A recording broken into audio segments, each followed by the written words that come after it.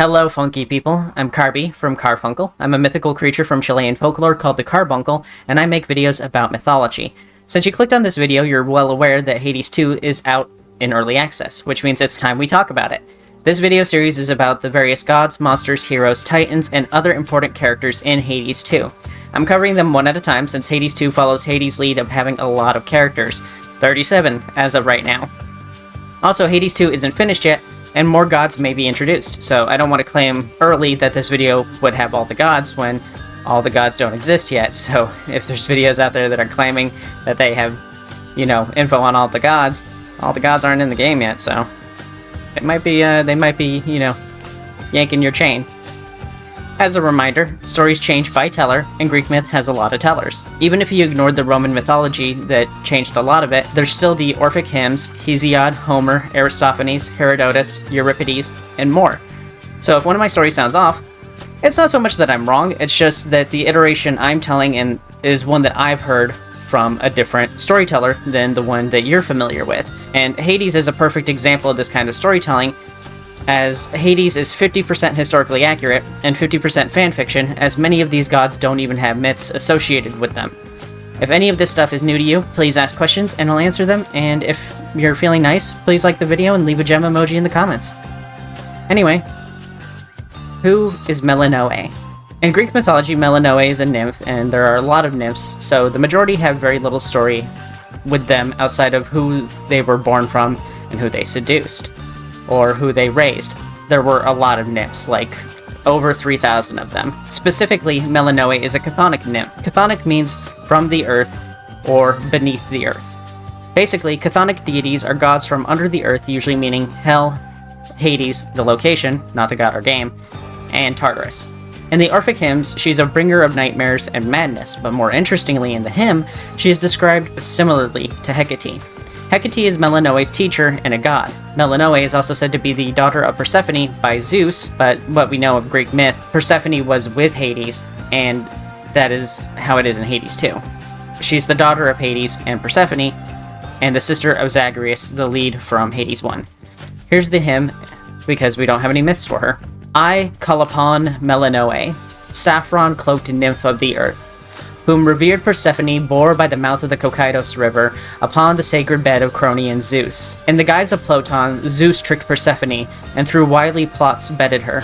A two-bodied spectre sprang forth from Persephone's fury. This spectre drives mortals to madness with her airy apparitions, and as she appears in weird shapes and strange forms, now plain to the eye, now shadowy, now shining in the darkness. All this in unnerving attacks in the gloom of night. O goddess, O queen of those below, I beseech you, to banish the soul's frenzy to the ends of the earth, and show to the initiates a kind and holy face.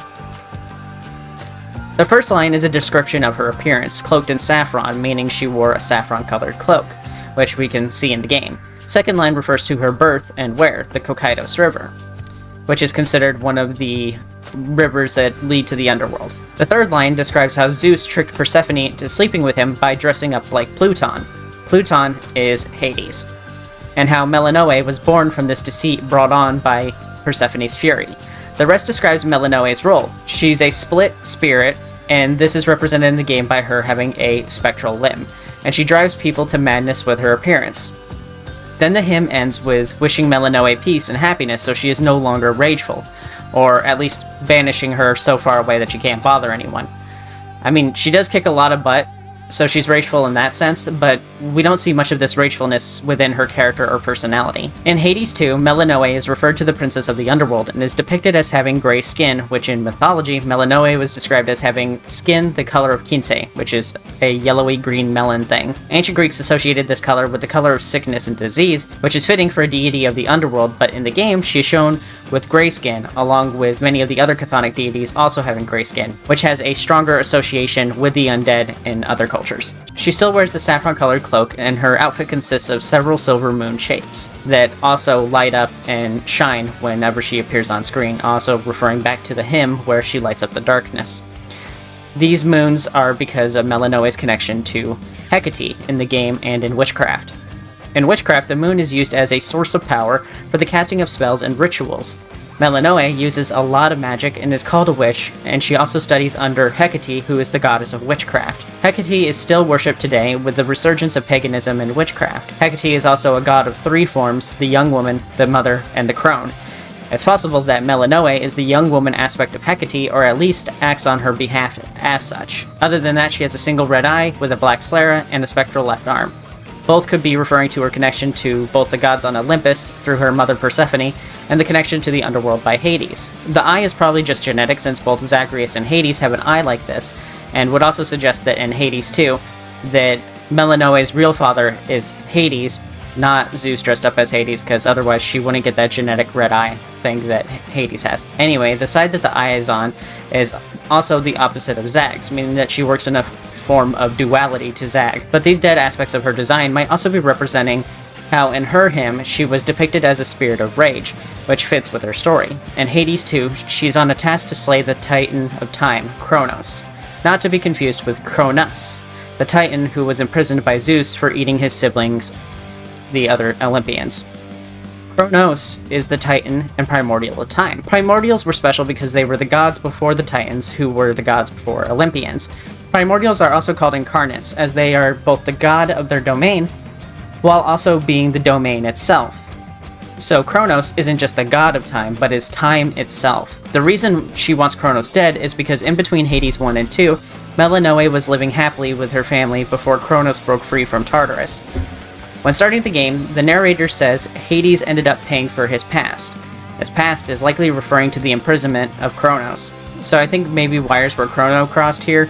This happened once before with Cronus in God of War. He was confused with Kronos, the god of time, but let's save that assumption for later. Anyway, Hecate saved Melinoë and trained her to be a Titan Slayer because she believes that Melinoë is fated to do so. So instead of ascending out of Hades into the world of man, we are descending down into Hades. They're bringing us right back in. This aspect of her story, as well as her personality, are entirely unrelated to her story in mythology, which is why I love Hades.